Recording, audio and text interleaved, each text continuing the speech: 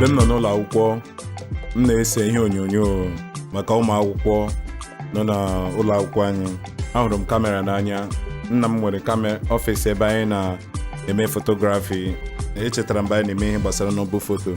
Mgbe ọbụla m na-aga n'ọfịs ya, mgbe ọbụla emechara gbasara ụlọ akwụkwọ, otu aka m si bido. Amaghị m ga-eji ame ya. Mgbe m gachara ụlọ akwụkwọ, m na-atraị ka m hụ ma ihe ọzọ m ga-eme. Mana lee n'ebe m na-ahụ m onye hụrụ kamera n'anya, ugbu a ụzọ m film maker. Ọ wụ something m nọ na around, o teela ka m ghọtawara otu ya bụ ọrụ si adị. Bido na fotografi ise. Ewe mgbe m bidoro n'ụlọ ọrụ mgbasa ozi ihe onyonyo TV. Mụ na creativity dị na mma, otu aka m si dị n'ụbọchị taa. M were m ihe onyonyo nke m mechara editing nke si n'Africa.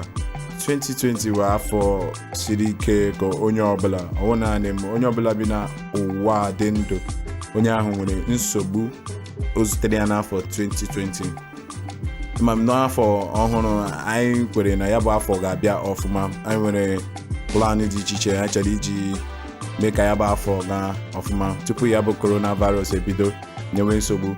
Ihe niile akwụrụ standstill, akwụrụ chim ebe ọ dị. Enwee ihe anyị nwere ike ime. Ihe gbasara ya bụ coronavirus abanye na EndSARS na Nigeria.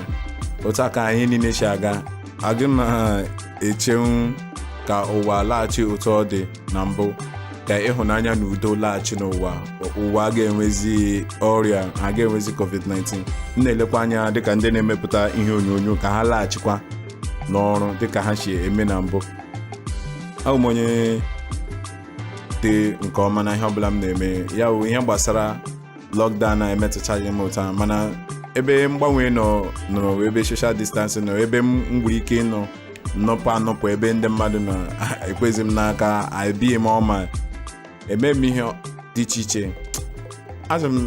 Eche m na ụwa adịghị ụtọ dị na mbụ. Anyị aga-agazi sinima, anyị aga-agazi ụfọdụ ihe ndị anyị kwesịrị ime.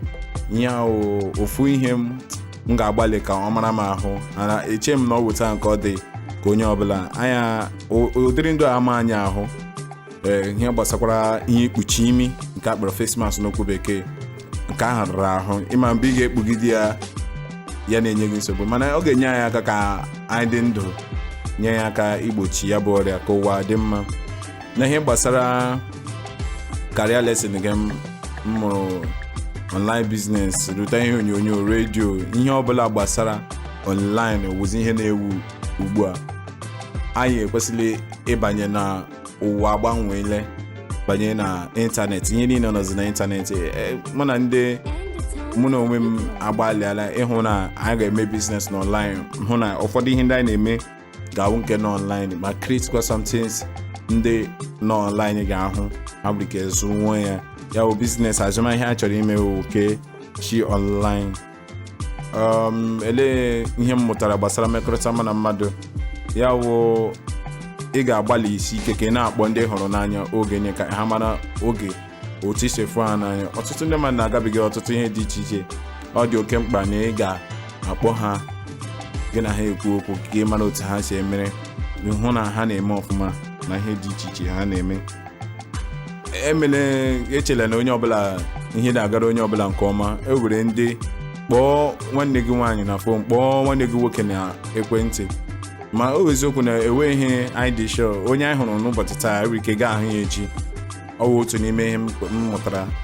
Mee ka ịhụnanya bata ebe ị nọ, wepụ iro, ewele ihe n'obi, na-ezi ike, mee nke ị nwere ike ime, oge hapụrụ Chineke ụfọdụ ya.